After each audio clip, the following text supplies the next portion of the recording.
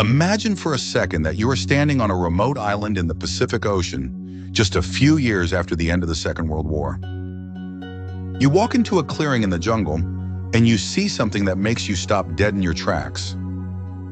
There, in the middle of a primitive village, is an airplane. But it's not made of metal. It's not made of aluminum or glass or steel. It is made entirely of straw, wood, and vines. It has no engine. It has no functioning cockpit. It cannot fly. It will never fly. But around this straw airplane, the local tribesmen are marching with bamboo sticks painted to look like rifles. They have painted USA on their chests. They are looking up at the sky with a desperate, intense hope, waiting for the gods to return with the cargo. This is what anthropologists call a cargo cult. These people saw advanced technology, planes dropping food and supplies, and because they couldn't comprehend the engineering or the politics behind it, they imitated the outer form. They built a shell of the technology, hoping to get the same result. It looks ridiculous to us, right? It looks naive. We look at them and think, oh, those poor, uneducated people, they don't understand how the world really works. But here's the question that is going to keep you awake tonight. What if we are them? What if everything we call civilization, our cities, our religions, our governments, our very history, is just a straw airplane? What if we are living in the ruins of a world we didn't build, mimicking rituals we don't understand, praying to a technology that is dead, and calling it culture? Today we are going to talk about a theory so unsettling, so profound, and so visually undeniable that it might just break your perception of reality. We are going to look at the possibility that the history you were taught in school isn't just wrong, it's a cover-up. A cover-up of a global catastrophe that happened much more recently than you think. We are talking about the possibility that around the year 1700, a massive reset button was hit on human civilization.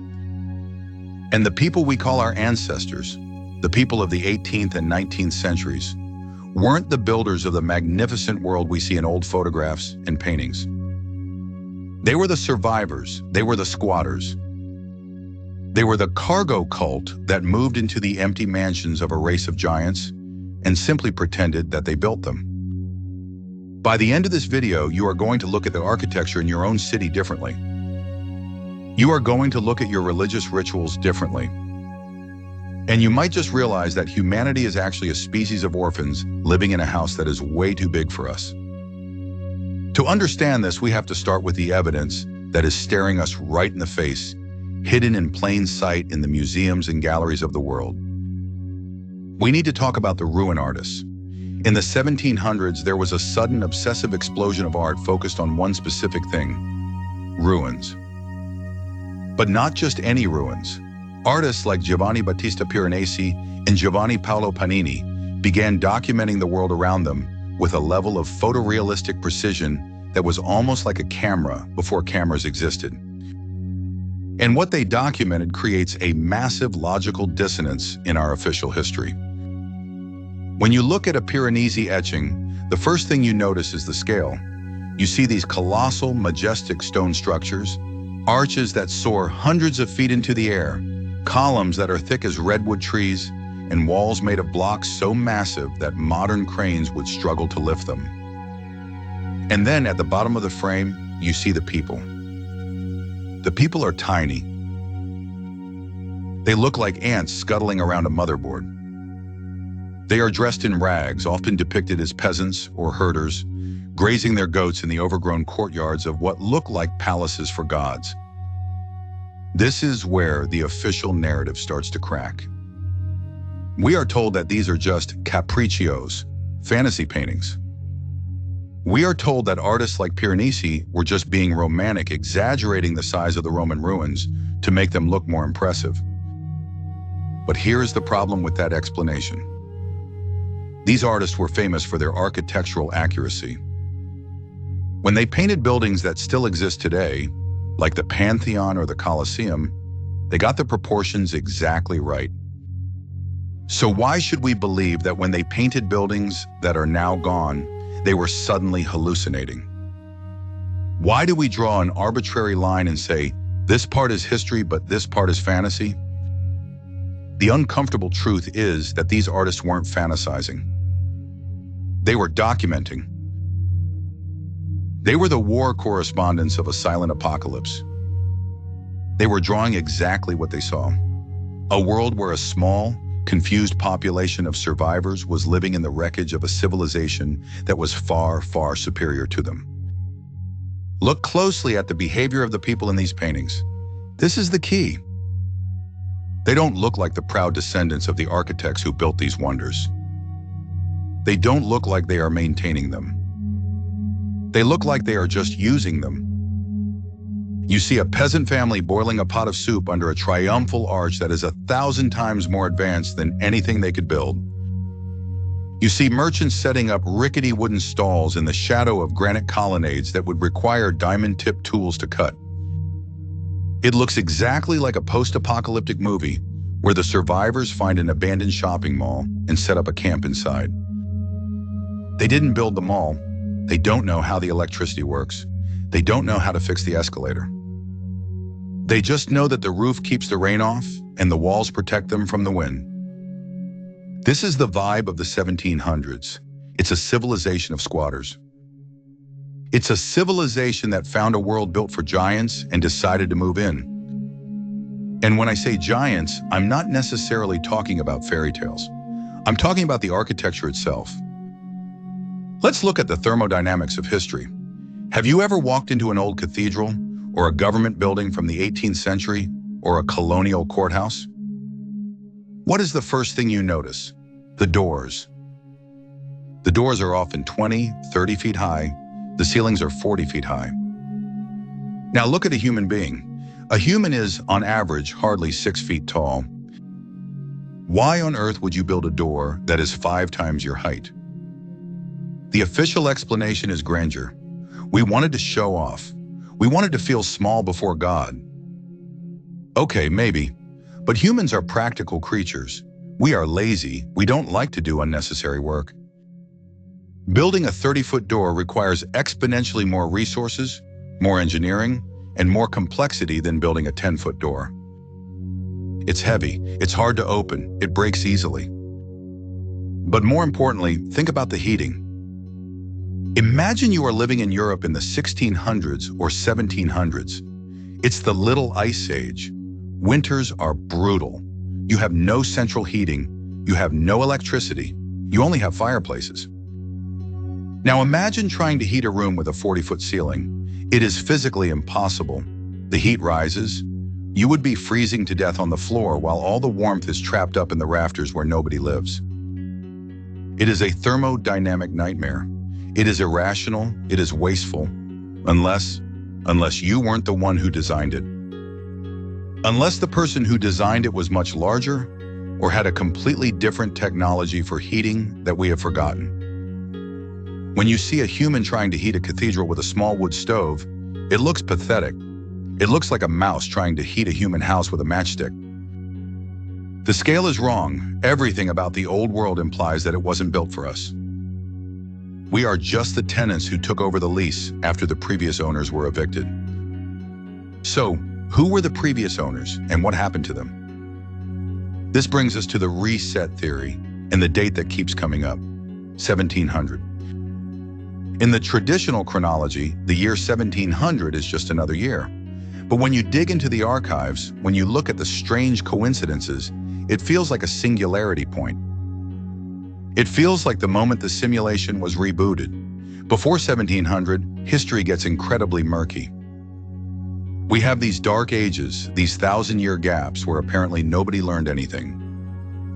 But then right around 1700, bang, everything changes. We see a massive technological leap. We see the sudden appearance of camera obscura and other optical devices. But most suspiciously, we see a global calendar change. In Russia, for example, the calendar was shifted. The year 7208 from the creation of the world was suddenly declared to be the year 1700 AD. Why? Why erase 7,000 years of history overnight?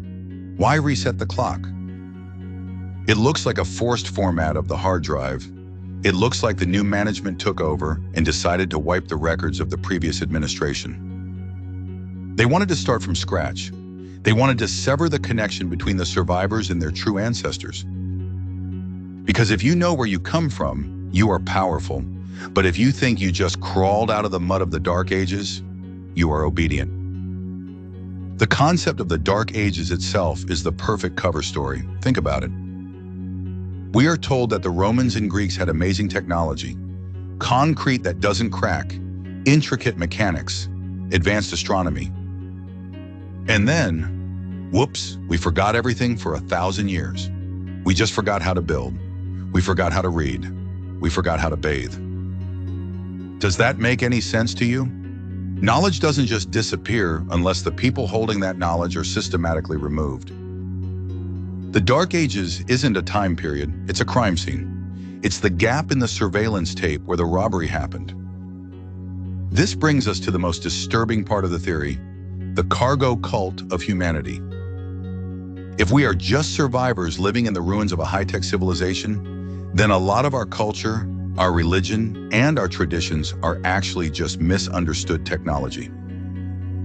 Let's go back to the Melanesian tribes building straw airplanes. They imitate the action without understanding the mechanism. Now look at a religious procession. Look at the robes the priests wear. Look at the swinging of the incense burners. Look at the chanting. It is highly ritualized. It is specific. You have to say the exact words in the exact order with the exact intonation. Why? Because maybe originally these weren't prayers. They were instructions. They were operating procedures. Think about an icon in a church, a beautiful framed image of a saint that people stand in front of and talk to. They ask it for help. They believe the entity on the other side can hear them. Now take a smartphone. You hold it in front of your face. You talk to it. You ask it for information. You video call someone on the other side of the world. To a primitive person, a video call is magic. To us, it's technology. Now imagine the technology breaks. The battery dies, the internet goes down forever. But you remember that your grandfather used to hold this rectangular object and get food, or get help, or get answers. So you keep holding the object. You keep talking to it. You teach your children to talk to it. 1,000 years later, you have a temple of the Holy Rectangle. You have prayers that mimic the phrase, "Hey Siri."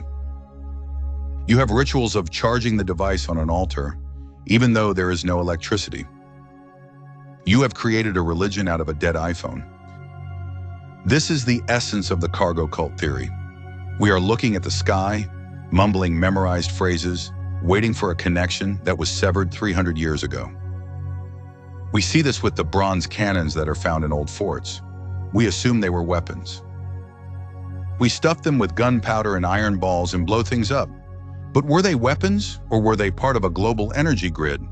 Were they acoustic devices? We found a copper tube, and because we are a violent, primitive species, we decided it was a gun. It's like a monkey finding a telescope and using it as a club to hit other monkeys. The monkey isn't wrong. It works as a club, but he is missing the point of the object entirely. We are using the remnants of the past, but we are using them with the logic of a scavenger. And this leads us to the giant elephant in the room, or rather the giant absence of elephants.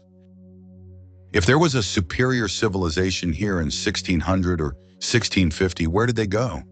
And why are we here? The text you read earlier proposed a theory that sounds crazy at first, but the more you think about it, the more it makes sense. The human pet theory. Let's look at human biology. We are frankly pathetic. We are the only animal that needs clothes to survive. If you put a naked human in the forest at night, he dies of hypothermia or gets eaten. We have no claws. We have no fangs. We have no fur. We have anxiety. We are soft, squishy, and helpless. We are completely unequipped for the wild. So how did we survive? How did we become the dominant species? The standard answer is evolution and big brains. But the alternative theory suggests something else. We didn't survive the wild. We were never in the wild. We were placed in a terrarium. We were placed in a starter home. Look at those ruins again. The massive stone cities, the aqueducts delivering fresh water, the sewage systems, the paved roads. These are not just signs of civilization, they are life support systems. If you buy a hamster, you don't throw it in the backyard and say, "Good luck." You buy it a cage. You put in a water bottle. You put in a little house. You put in a wheel. You create an environment where the helpless little creature can survive. What if the ruins are our hamster cage? What if the megalithic structures of the world, the pyramids, the star forts, the Gothic cathedrals, were built for us, but not by us? They were the infrastructure provided by a higher intelligence, maybe our creators, maybe just an advanced prior civilization, to give us a fighting chance. We found the cities ready-made. We moved in, we populated them. We learned to use the water systems. We learned to use the roads. But we never really understood how to build them ourselves. That's why we see this degradation. The further back you go in history, the better the construction. The Great Pyramid is perfect. The pyramids built 1,000 years later are crumbling piles of mud. That is not evolution, that is devolution. That is the behavior of a species that is forgetting, not learning. This aligns perfectly with the pet analogy. When the master is home, the dogs are well fed, the house is warm, and everything works. But what happens if the master suddenly leaves and never comes back? The dogs are trapped in the house. At first they are fine, they eat the food left in the bowls, they sleep on the sofas. But eventually the heat goes off, the food runs out, the roof starts to leak. The dogs have to start scavenging. They have to start fighting each other. They might start worshiping the door where the master used to walk in. This is the state of humanity in the paintings of the 1700s. We are the dogs in the abandoned house. We are wandering through the cold, giant hallways, lighting little fires in the corners, wondering why the lights don't turn on anymore. The sheer technological gap between the construction of these sites and the people living in them is the smoking gun. You need a developed mining industry to get that much stone. You need industrial transport networks. You need geology, chemistry, physics. You need a centralized government to coordinate millions of workers. The peasants of the 17th century had none of this. They had ox carts and hand tools. To say they built St. Petersburg or the cathedrals of Europe is like saying a colony of ants built a microprocessor because you found them living inside it. They can occupy it, they can use it, but they cannot create it. So if we accept this theory, even just as a thought experiment, it changes everything. It means our history books are not records of events, they are mythology created to explain away the ruins. The new elites who took power after the reset needed a story. They couldn't say, "Hey everyone, we don't know who built this, we just found it." That shows weakness. They had to say, "We built this. Our ancestors built this. We are the heirs to Rome. We are the heirs to Egypt." They claimed the legacy to claim the authority. They took the credit for the hamster cage so the hamsters would obey them. This is the legitimization of power. It's the oldest trick in the book. If you want to rule the future, you have to control the past. You have to invent a timeline where you are the logical conclusion of history, not just a random survivor scavenging for scraps. And this brings us to the magic of it all. We have a saying, any sufficiently advanced technology is indistinguishable from magic. When we look at the old world, the precision of the stone cutting in Peru, the acoustic properties of the hypogam in Malta, the geometric perfection of the pyramids, we call it mysterious. We attribute it to aliens or gods, but it wasn't magic to the builders. It was just engineering. It was mundane. It was their version of pouring concrete. The fact that we view it as magical is simply proof of our own regression. We are the tribesmen looking at the lighter and thinking it's a captured spirit of fire. We have lost the manual. We have lost the admin password to our own planet. But here is the twist. Here is the part that might actually give you hope instead of just existential dread. If we are the cargo cult, and if we are the pets left behind, it implies something very specific about our purpose. You don't build a massive, complex global infrastructure for a pet you don't care about. You don't leave tools and astronomical calendars and mathematics for a creature you intend to destroy. There was a purpose. We were left with a toolkit. We were left with a legacy.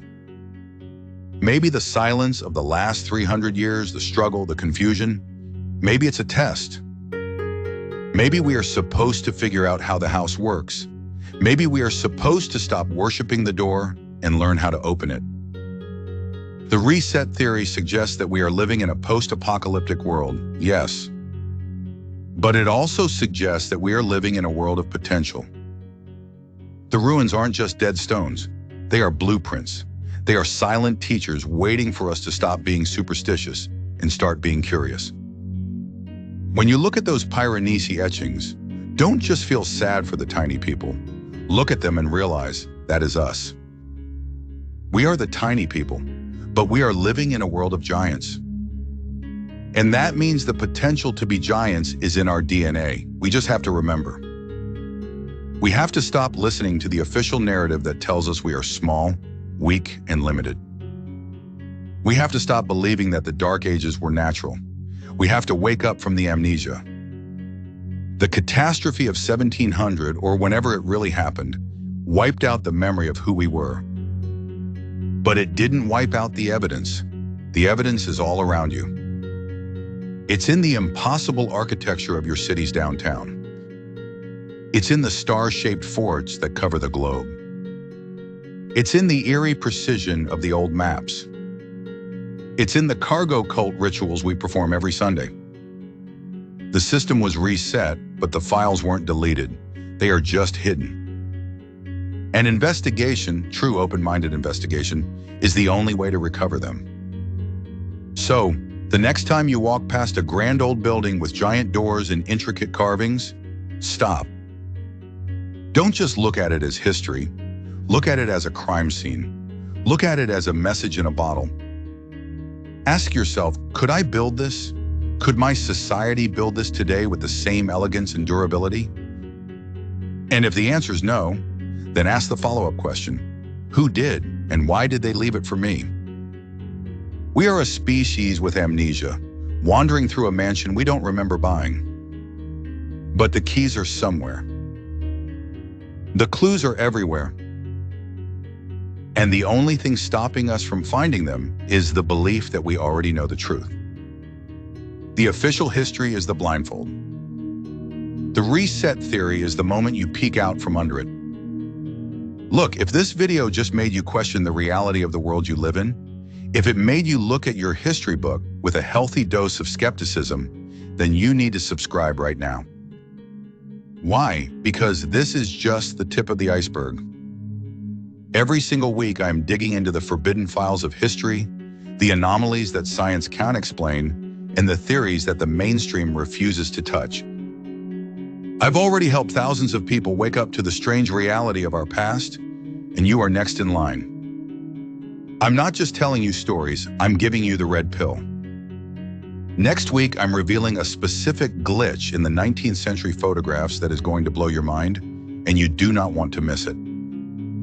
So hit that subscribe button, smash the notification bell, and let's uncover the truth together. Trust me, what's coming next is going to change everything for you. Welcome to the Archival.